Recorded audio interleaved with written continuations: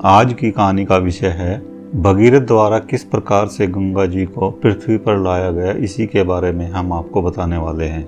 जब श्री राम जी अयोध्या से प्रस्थान करने के पश्चात 11वीं रात सोनभद्र नदी के किनारे व्यतीत करने के पश्चात पुनः आगे बढ़े तो उसके बाद वो शाम को पवित्र गंगा नदी के तट पर पहुंचे। उस समय सभी ने गंगा जी के तट पर डेरा डाला। सभी ने विधिवत स्नान करने के पश्चात अपने देवी देवताओं को तर्पण अर्पित किया। उसके बाद श्री रामचंद्र जी ने विश्वामित्र जी से पूछा कि गंगा जी किस प्रकार तीनों लोकों से घूमकर पृथ्वी पर आई है। श्री राम ने महामुनि से गंगा की उत्पत्ति की पूरी कहानी सुनाने का निवेदन किया।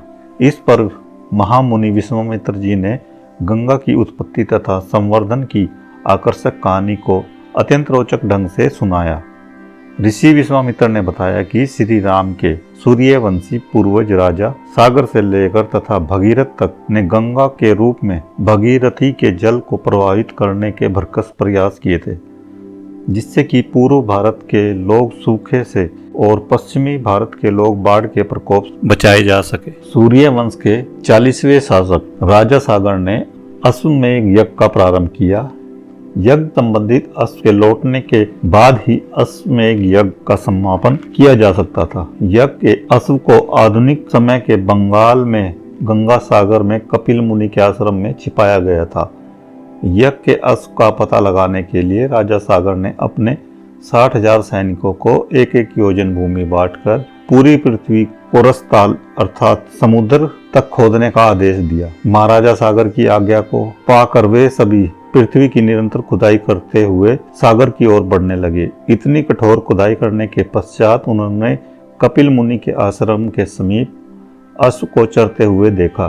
कपिल मुनि का आश्रम संभवतः आधुनिक बंगाल के गंगा सागर क्षेत्र में हुआ करता था। थकान और प्यास के कारण एवं कपिल मुनि के प्रतिशोध के कारण राजा सागर के 60,000 सैनिकों का इस उद्यम को करते हुए मृत्यु को प्राप्त हो गए। जब लंबे समय तक राजा सागर के सैनिक लौटकर वापस नहीं आए, तब राजा सागर ने अपने पुत्र अंशुमन को उनका पता लगाने के लिए और यज्ञ के अश्व को वापस लाने के लिए भेजा। कहा कि सैनिकों द्वारा खोदे गए मार्ग से ही तुम जाना। राजा सागर की आज्ञा अनुसार अंशुमन 60,000 सैनिकों द्वारा खोदे गए मार्ग से होते हुए आगे बढ़े और कपिल मुनि के आश्रम में यज्ञ के अश्व को खड़ा देखा। राजकुमार अंशुमन सबसे पहले मर्द सैनिकों का आत्मा का तर्पण करना चाहते थे, लेकिन ऐसा करने के लिए उन्हें जल नहीं मिला। उस समय उन्हें पक्षी के राजा गरुड़ से मंत्रणा दी कि हिमालय से गंगा नदी को वहां प्रभावित करने के पश्चात ही इन मर्द सैनिकों का तर्पण गंगा जल से किया जाएगा। अंशुमन यज्ञ संबंधित अश्व को लेकर तुरंत लौट आए और पूरी कहानी राजा सागर को सुनाई। तत्पश्चात राजा सागर यज्ञ समाप्त करके अपनी राजधानी में वापस आए। उन्हें 30 वर्षों तक प्रयास किया, लेकिन वह हिमालय से सागर तक का गंगा के लिए मार्ग खोजने के कार्य में सफल नहीं हो सके। राजा सागर की मृत्यु के पश्चात प्रजा ने उनके पौत्र अंशुमन को राजा बनाया। अंशुमन 32 वर्षों तक हिमालय के शिखर तक जाकर गंगा के पानी को धरती पर उतारने के लिए खोजबीन करते रहे, परंतु सफलता नहीं मिली। इसके बाद अंशुमन के पुत्र राजा दिलीप ने लगभग 30 वर्षों तक इस उद्देश्य की प्राप्ति के लिए प्रयास किया, लेकिन अपने पूर्वजों की आत्मा के लिए तर्पण एवं श्राद्ध के लिए हिमालय से सागर की ओर गंगा जल प्रवाहित लाने में वह भी सफल नहीं हुए। उसके बाद वे अपने पुत्र भगीरथ को राज सिंहासन पर बैठाकर स्वर्गवासी हो गए। सूर्यवंश के 44वें शासक भगीरथ अब शासन कार्य को अपने मंत्रियों को सौंपकर सागर तक गंगा नदी की प्रवाह बनाने मार्ग को खोजने हेतु हिमालय पर चले गए। ऋषि विश्वामित्र ने गंगा के अवतरित की कहानी का वर्णन जारी रखा और बताया कि राजा भगीरथ ने एक पहाड़ी की चोटी, जिसकी आकृति अंगूठे के नोक की तरह की थी, से शिवलिंग शिखर के आसपास शक्तिशाली ग्लेशियरों को देखा। बाद में इस शिखर का नाम ही भगीरथ शिखर रखा गया। भगवान ब्रह्मा और भगवान शिव से प्रार्थना करते हुए तपस्वी राजा भगीरथ ने पुनः कठोर प्रयास किया और ब्रह्मा तथा शिव के आशीर्वाद से वे ऐसा करने में सफल हुए।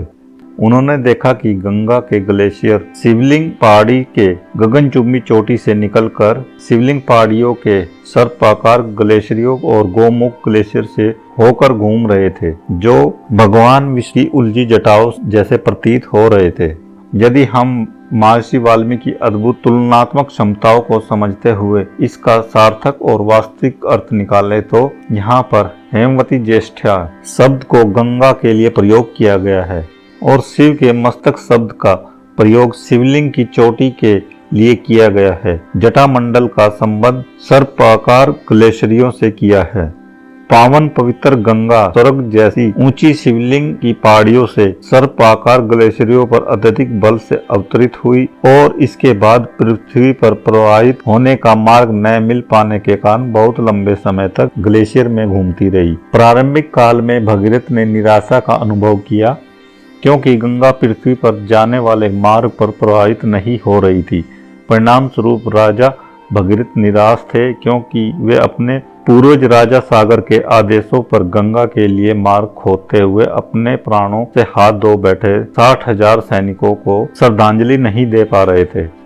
सम्राट भगीरथ ने और अधिक खोजबीन की और अंत में वे उस मार्ग को पहचानने तथा उस मार्ग को बनाने में सफल हुए जिसमें शिवलिंग पर्वत से गंगा जल को मैदान की ओर ले जाया जा सके। इस मार्ग को गंगा का जल शिवलिंग पर्वत तथा गंगोत्री से पश्चिम बंगाल तक राजा सागर द्वारा खुदवाए गए लंबे मार्ग से ले जाया जा सका। अपने रथ पर सवार होकर राजा भगीरथ इस खोदे हुए मार्ग पर आगे बढ़ते हुए गए। जिस जिस दिशा में राजा भगीरथ आगे बढ़ रहे थे उसी उधर ही उसके पीछे पीछे गंगा उसी दिशा में प्रवाहित हो रही थी। राजा सागर के सैनिकों द्वारा खोदा गए मार्ग में से गुजरकर अंत गंगा बड़े वेग से आधुनिक गंगा सागर क्षेत्र में जा पहुंची जहां कपिल मुनि का आश्रम स्थित था। इसके बाद उन 60,000 मरे हुए सैनिकों की अस्थि अवशेष गंगा के पवित्र जल में संपूर्ण बह गए और राजा भगीरथ ने उन्हें श्रद्धांजलि देते हुए अपनी प्रतिज्ञा पूर्ण करने में सफलता प्राप्त की। उस समय भगवान ब्रह्मा ने यह कहते हुए राजा भगीरथ के अथक प्रयासों की सराहना की कि गंगा को भगीरथी के नाम से भी जाना जाएगा।